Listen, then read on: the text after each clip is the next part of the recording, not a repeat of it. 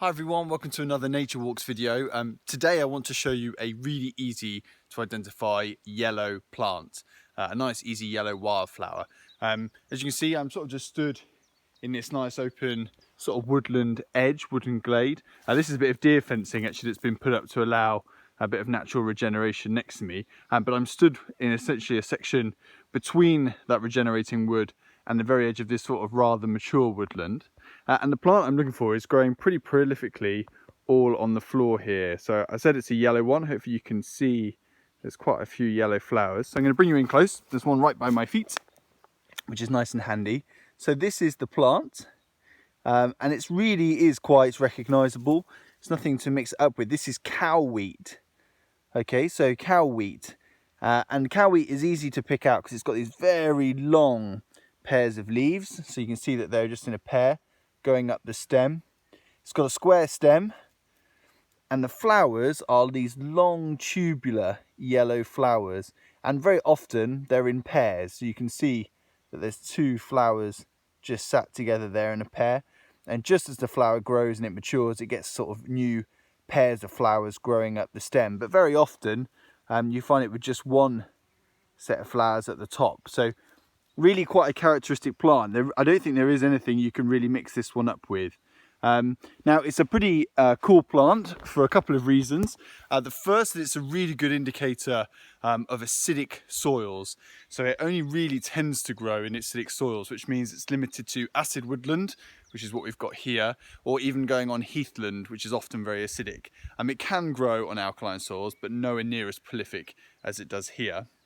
And as I said, it's also a really good indicator of ancient woodland sites. So unusually for a woodland wildflower, it's actually an annual wildflower, which means that it has to complete its cycle from seed to full plant to producing seed again in 1 year.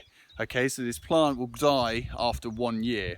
So it has come up with a pretty cool and ingenious way of making sure that its seed is spread and also that it survives every single year. So if I come back down to the plant, it's got this amazing relationship with wood ants. So whenever you get a flower that has a very, very long tube, it means that this plant can only be pollinated by insects that have an incredibly long tongue that can reach all the way down this tube. So that's one way it can pollinate itself. It actually also can self-pollinate. But the other thing it does is it has this moorishly delicious nectar at the very base of the flower that attracts wood ants. And at the very base of the flower is where the seed grows too. And the seed has been specially evolved to look an awful lot like the grub of a wood ant. And so what happens is the wood ant is tricked.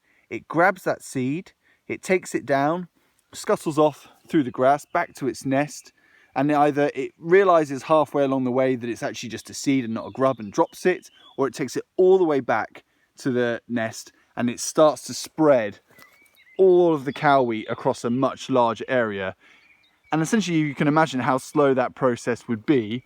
And that means that if you've got prolific cow wheat growing in an area, then it's obviously a sign of ancient woodland where both those species have been able to work in harmony. So pretty cool relationship. If you're wondering why it's called cow wheat, the reason it's called cow wheat is because it used to be believed that if cows came and grazed cow wheat, that their butter, the butter they produced would be a lot more milky and delicious.